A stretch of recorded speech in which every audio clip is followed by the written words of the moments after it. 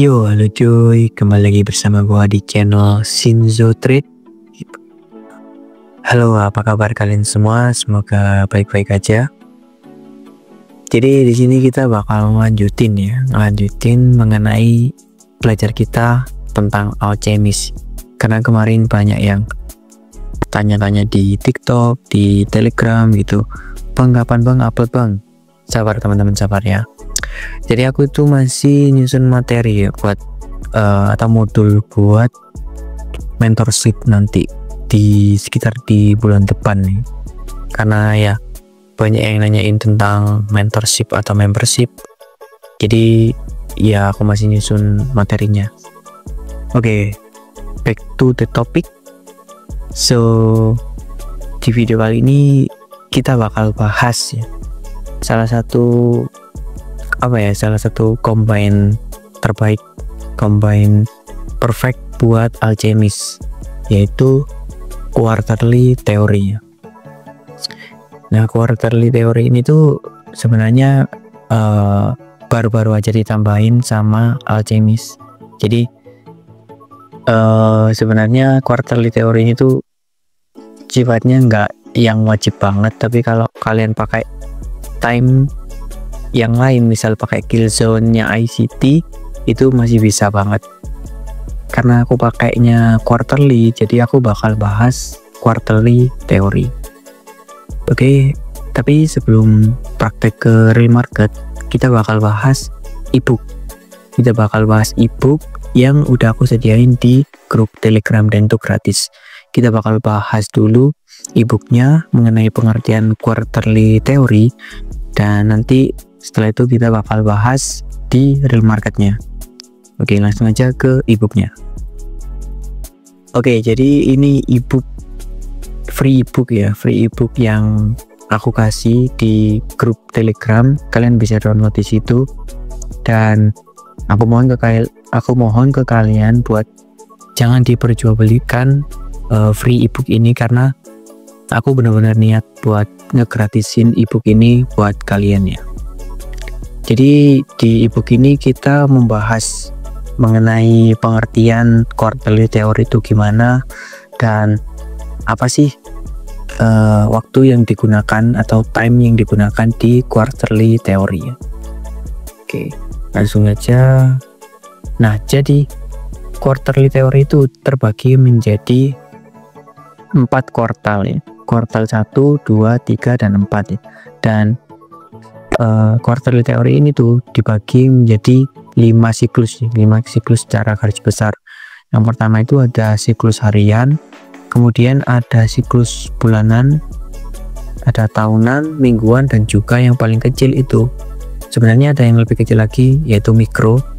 Tapi di sini aku bakal bahas yang 90 menit ya, 90 menit atau 90 menit. Jadi ini secara garis besarnya. Kemudian ada penjelasan bahwa time is fractal. Jadi meskipun kalian memakai time frame 5 menit, 15 menit, 1 jam, itu bisa aja karena time is fractal atau time itu sama gitu. Nah, di pengertiannya, quarterly theory adalah sebuah kerangka kerja atau framework yang membagi suatu siklus menjadi beberapa kuartal. Suatu siklus waktu menjadi beberapa kuartal. Nah, dalam setiap kuartalnya terdapat karakteristik tertentu yang dapat membantu meningkatkan akurasi dalam menentukan waktu trading. Jadi Q1, Q2, Q3, Q4 ini apa sih? Nah, Q1, Q2, Q3, Q4 itu menentukan apakah dia itu membentuk pola akumulasi, manipulasi, distribusi X atau X akumulasi, manipulasi, distribusi. Nah, X-nya ini bisa jadi dia reversal atau continuation. Jadi untuk X-nya itu bergantung sama marketnya. Nah, teori ini tuh memberikan panduan mengenai kapan waktu yang tepat untuk kita trading berdasarkan rentang waktu yang telah ditentukan dalam suatu periode tersebut. Next. Nah, ini untuk pembagian siklusnya. Nah, untuk di siklus tahunan di Q1 nya itu 3 bulan pertama di awal tahun yaitu Januari, Februari, Maret, kemudian di Q2 nya itu April, Mei, Juni, Q3 nya ada di Juli, Agustus, September, Q4 nya ada di Oktober, November, dan Desember. Kemudian di siklus bulanannya ada Q1 di minggu pertama, kemudian Q2 di minggu kedua, Q3 di minggu ketiga, dan Q4 di minggu keempat. Itu untuk pembagian siklusnya. Nah, untuk siklus mingguannya itu Q1 di hari Senin, di Q2 Selasa, Q3 Rabu, Q4 Kamis. Nah, kalau kalian ada yang nanya ya, lah terus hari Jumat itu maksudnya ke gimana bang?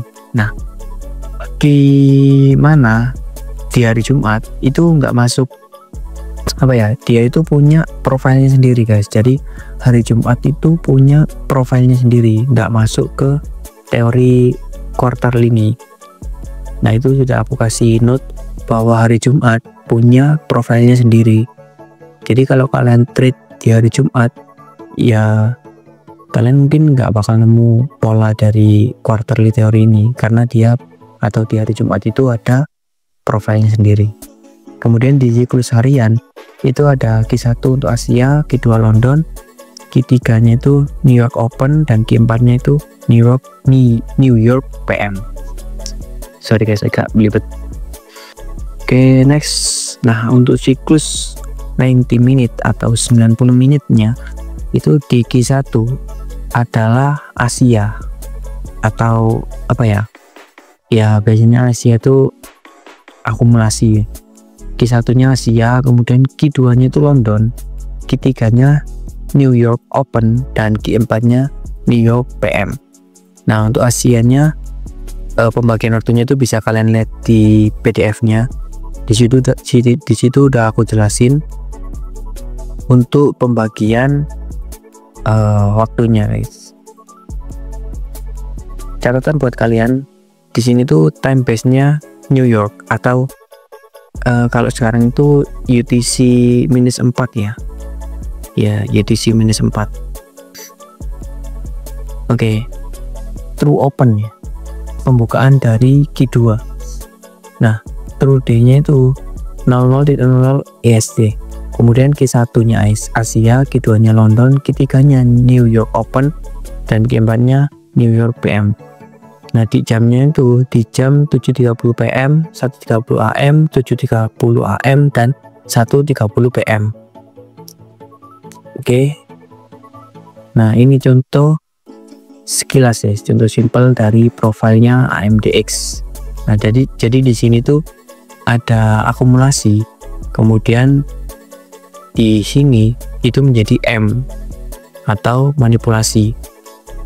Nah, habis manipulasi ada break, kemudian dia ke 3 atau distribusi ya.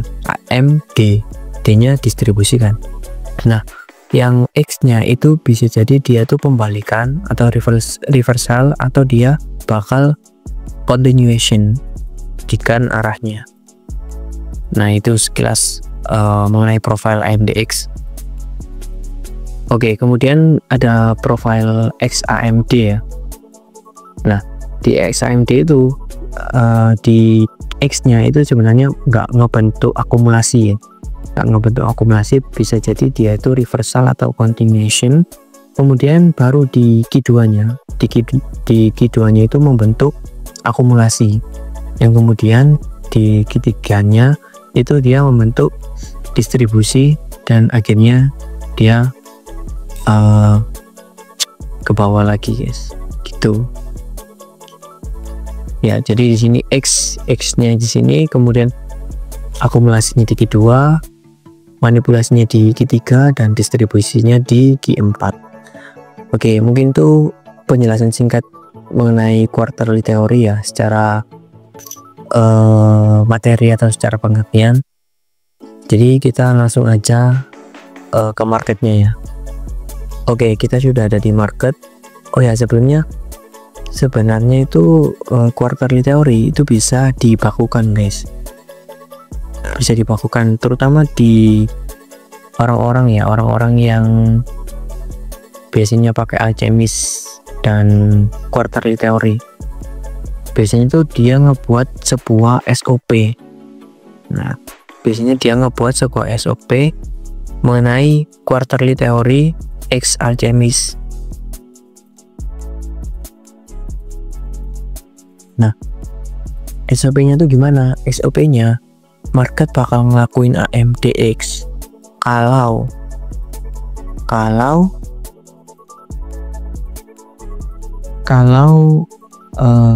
Q1-nya masih di dalam Q4 sebelumnya.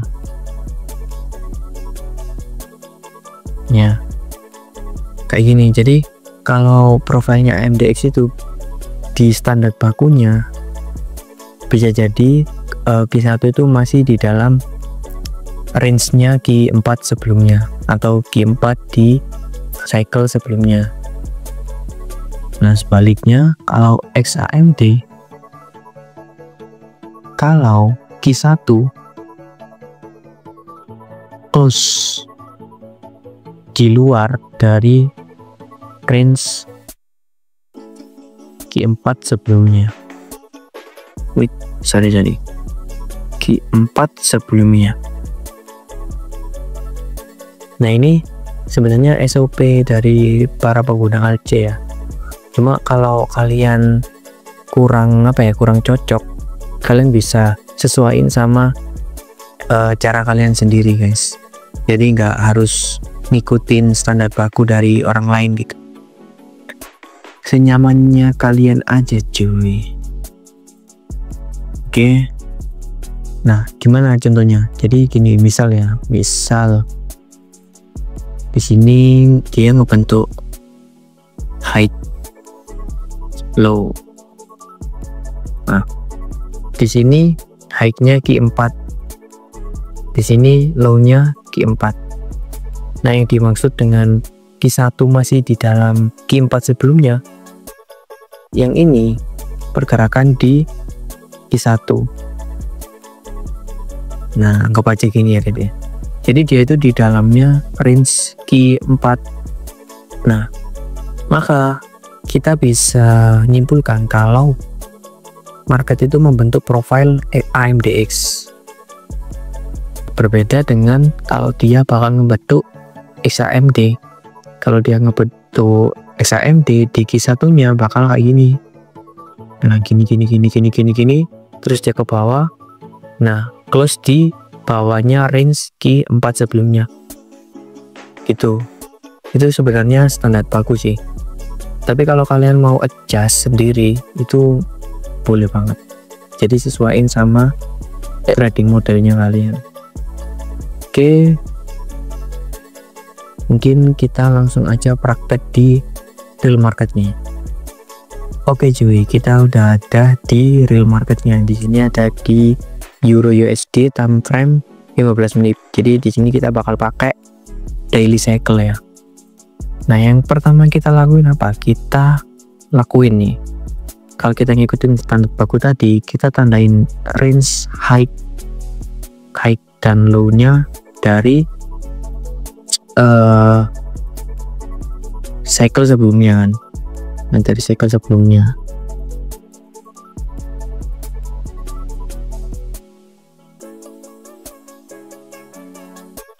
Kita tandai. Nah, di Q1-nya itu sebenarnya dia di dalam range, meskipun dia nggak presisi ya, tapi dia tuh overall masuk di dalam range Q4 cycle sebelumnya kan. Nah, kemudian di Q2-nya itu dia ngelakuin sweep liquidity kan. Di sini kita cari ya liquidity yang sekiranya dia bakal keambil gitu. Di sini ada relative equal low. Oke. Di sini juga. Nah, di sini juga ada liquidity kan. Kemudian setelah dia mengambil liquidity, Kemudian di sini bakal terjadi apa? Di sini kita lihat dia break. Oke, dia break di sini. Kemudian setelah break dia ngambil OC ya, atau open close. Nah, ini salah satu setup favoritnya Alce ya. Jadi dia tuh udah nge-sweep clear, liquidity di sini clear, terus dia break di sini, kemudian dia top bawah buat ngambil OC. Kalian bisa entry di situ guys. Nah, kalian bisa entry di daerah sini. Stop lossnya bisa, karena apa ya? Karena kalau sudah ke sweep ya, misal di sini dia tuh sudah ke sweep, kemungkinan dia itu menjadi area protektif, yang artinya harga itu nggak bakal ke situ lagi. Jadi kalian udah tahu, oh ini udah ke sweep nih, kemungkinan harga nggak bakal kembali ke sini lagi. Jadi aku bisa taruh stop lossnya di situ. Oke, nah di sini bisa juga kalian melakukan aggressive entry. Di mana? Di sini. Nah, di sini ada RBS kan, RBS atau resistance become support. Di sini ada aggressive entry kalau kalian mau ambil. Di sini lebih, stop lossnya lebih kecil sih pastinya. Tinggal sesuaiin sama trading style kalian aja, antara kalian mau aggressive entry atau kalian mau konservatif dengan menunggu konfirmasi break. Kalau kalian mau agresif, kalian harus tahu liquidity-nya itu di mana, dan di bawahnya liquidity itu ada POI apa. Pastikan gitu. Nah di sini kan kalau kita konservatif ya, kita cari konfirmasi, itu di sini ada break dan juga ada OC di bawahnya. Jadi kita bisa confidence buat entry. Gitu guys, untuk combine quarterly dengan Alchemist. Mungkin aku bakal ngasih contoh satu lagi ya. Oke, ini contoh kedua yang tetap di Euro USD di time frame 15 menit. Nah, di sini kalau kita nggak pakai SOP tadi sebenarnya bisa, karena di sini udah jelas kalau dia melakukan akumulasi, dan harga itu nggak gerak kemana-mana, cuma ke atas, ke bawah, ke atas, ke bawah, ke atas. Jadi sudah jelas kalau dia bakal ngelakuin manipulasi di Q2-nya. Nah, di Q2-nya sebenarnya itu tergantung perspektif kalian. Kalian mau atau kalian mandangnya di sini itu sudah melakukan manipulasi, kemudian dia break, atau manipulasinya itu di sini set ke atas, kemudian dia ngambil di sini sweep, kemudian dia break. Nah, kemudian dia break di sini. Tinggal kalian sesuai sama pemandangan kalian atau pandangan kalian ya. Kalian lihatnya marketnya itu manipulasinya di sini atau di sininya. Nah, ini powerfulnya quarterly itu begitu. Jadi even kalian mandang marketnya itu nge-sweep di sini ya, kemudian dia melakukan distribusi, tetap kalian bakal untung guys, tetap kalian bakal mendapatkan profit ya. Sama juga kalau kalian yang melihat kalau Q2-nya di sini itu sedang melakukan manipulasi. Nah, sedang melakukan manipulasi, kemudian dia break di Q4-nya, distribusi ke bawah. Kalian bisa entry gimana? Kalian bisa entry setelah break ini ya, setelah break di sini kan ada OC. Nah, OC-nya kejemput. Atau kalau kalian telat entry, kalian bisa ambil OC di sini juga. Nah, OC-nya itu di respect dengan membuat resisten baru di sini. Nah, itu powerfulnya quarterly kalau kalian bisa memahami time and price ya, time and price, dan juga liquidity yang pastinya. Oke, Oke, aku jelasin lagi ya, sekali lagi ya. Di sini kan udah jelas ya, dia melakukan akumulasi. Tinggal kalian melihat bahwa keduanya itu manipulasinya di mana? Manipulasinya di sini kah? Atau dia manipulasinya ke atas sini? Sebenarnya nggak ada yang salah. Kalian tinggal lihat marketnya itu bergerak kemana. Jadi misal bisa kalian align-kan sama storyline. Misal storyline-nya sedang bullish, maka kalian bakal lihat kalau di sini tuh dia melakukan manipulasi. Beda lagi kalau storyline-nya bearish. Kalau storyline-nya bearish, kalian melihat di sini itu di bagian sini di Q2-nya yang ke atas ini tuh sebagai manipulasi, bukan sebagai distribusi, karena di storyline-nya itu sedang bearish. Maka kalian tunggu sampai Q2-nya ngebreak, baru di Q3-nya kalian bisa entry, yang artinya Q3 itu distribusinya. Jadi standar bakunya itu sebenarnya bukan letaknya di close Q1-nya itu di mana, tapi letaknya itu di bias dan sama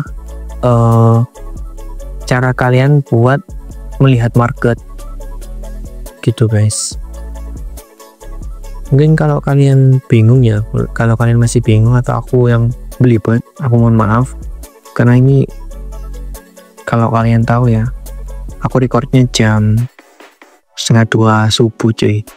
Jadi maaf kalau agak-agak terbata-bata ya. Oke, kalau kalian masih ada pertanyaan, kalian bisa hubungi aku di Telegram atau kalian bisa join ke grup Telegram aku. Dan untuk e-booknya tadi udah aku sediain di grup Telegram secara gratis guys. Mungkin itu aja materi mengenai quarterly theory, dan sebenarnya yang aku kasih di sini tuh sebuah puzzle. Jadi kalian itu harus menyusun puzzle-nya sesuai dengan kriteria kalian sendiri. Di sini aku cuma ngasih puzzle-puzzle-nya aja. Untuk cetak bakunya kalian, ya kalian punya sendiri gitu. Oke, mungkin itu aja video pada materi kali ini. Apabila ada salah kata atau perbuatan, aku pribadi mohon maaf yang sebesar-besarnya. Sekian, and see you in the next video guys.